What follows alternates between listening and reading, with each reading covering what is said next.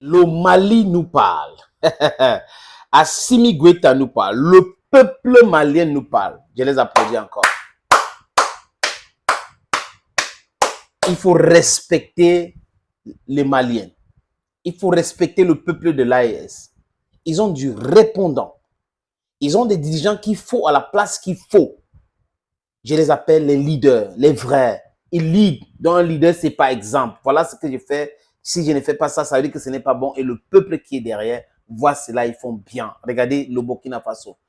J'ai dit, il n'y a pas d'entreprise humaine qui ne mérite pas d'être critiquée. Mais les critiques acerbes, c'est pour détruire. On peut critiquer pour construire. That's what Charles Schwab said. Constructive criticisms. Ceux qui sont dans les critiques acerbes, c'est la presse occidentale avec les élites occidentales parce qu'on est en train de leur détruire. On détruit tous leurs mensonges, les narratifs et leurs lesboufs, les banditismes. Ils pratiquaient le banditisme économique. Ils sont super puissants parce qu'ils pillaient l'Afrique. Et les Africains se sont réveillés aujourd'hui. Ça les fait très mal. Pour la petite histoire, les amis, le 27, le 25 et le 27, il y a eu l'attaque à Tizoaï-Téné, au nord du Mali, frontière près de l'Algérie. Et si on regarde l'itinéraire et les différents discours des rebelles, Touaregs, des terroristes et autres, on voit l'Ukraine de bout en bout. Et il y a 3 pays qui sont concernés. Le Sénégal, parce que l'ambassadeur ukrainienne a posté sur Facebook au Sénégal, en jubilant les tueries des femmes et des instructeurs russes. Au Sénégal, en Mauritanie, il y a une lettre qui montre que Save Life a financé ceux-là qui sont allés en Ukraine apprendre à manier les armes et les donner le renseignement pour venir attaquer le Mali. Donc, ils sont passés par la Mauritanie à travers l'ambassadeur de l'Ukraine en Mauritanie ou l'ambassadrice pour aller à Kiev. Le voyage a été financé par ces gens-là. Mais on n'est pas dupes. Ce sont les Occidentaux qui sont derrière. Et c'est bien aujourd'hui d'utiliser l'Ukraine parce que l'Ukraine est en conflit avec la Russie. Donc, c'est facile de justifier cela. L'Ukraine n'a pas la capacité de payer ses propres salaires, de payer les salaires des fonctionnaires. C'est l'Ukraine qui va pouvoir aider les rebelles. Ce n'est pas possible. C'est les Occidentaux qui font cela à travers l'Ukraine. Mais tout cela, les amis, on le sait aujourd'hui. Je dis que les Otaniens sont derrière cela.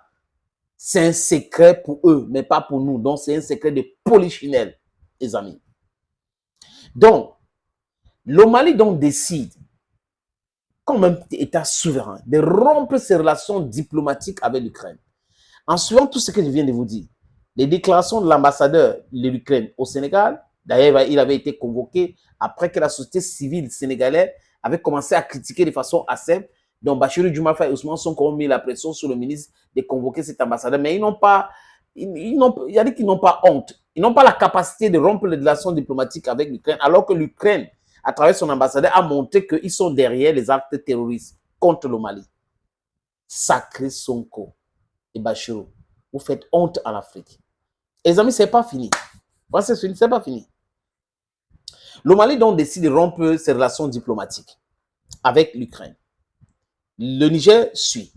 Rappelez-vous qu'après les attaques de 25 à 27 juillet, le Mali et le Burkina Faso avaient réagi de façon musclée contre ce groupe rebelle et cette zone-là avait été vraiment capturée, détruite. Tous les gars ont fui pour entrer en Algérie et d'autres pays. La Mauritanie, par exemple. Et là, les amis, ils ont commencé la pression. Ibrahim Traoré veut trahir l'AES. Faux. Le Burkina Faso n'avait jamais de relations diplomatiques avec l'Ukraine. Donc, venir dire des choses qu'on rompt les relations diplomatiques avec lesquelles ils ne savaient à rien.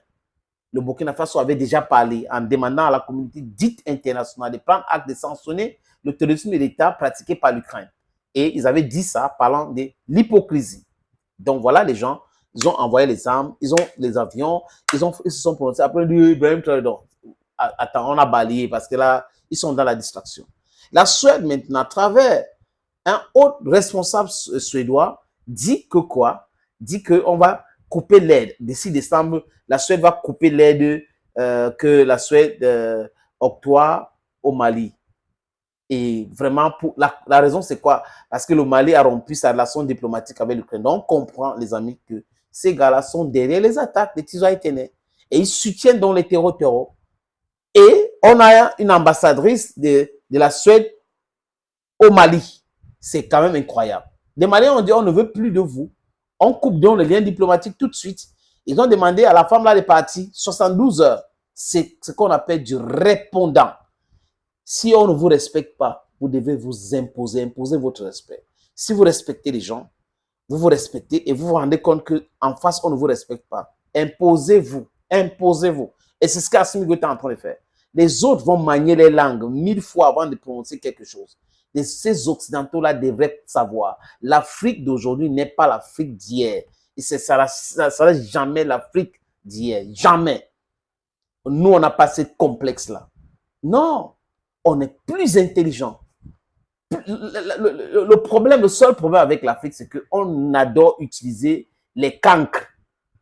Oui, c'est la plupart des temps, c'est les cancres qui nous dirigent et ceux qui sont intelligents sont écartés. Donc, on est dans la kakistocratie, la gouvernance par l'incompétence. C'est le problème de l'Afrique là-bas, les amis. Si l'Afrique n'avait pas ce problème où c'est des cancres qui sont là en train de diriger et que les intelligences sont mises de côté, parfois en prison et autres, c'est qu'on est loin aujourd'hui. Mais ça va arriver parce que la méritocratie va revenir, les amis. Ça va revenir.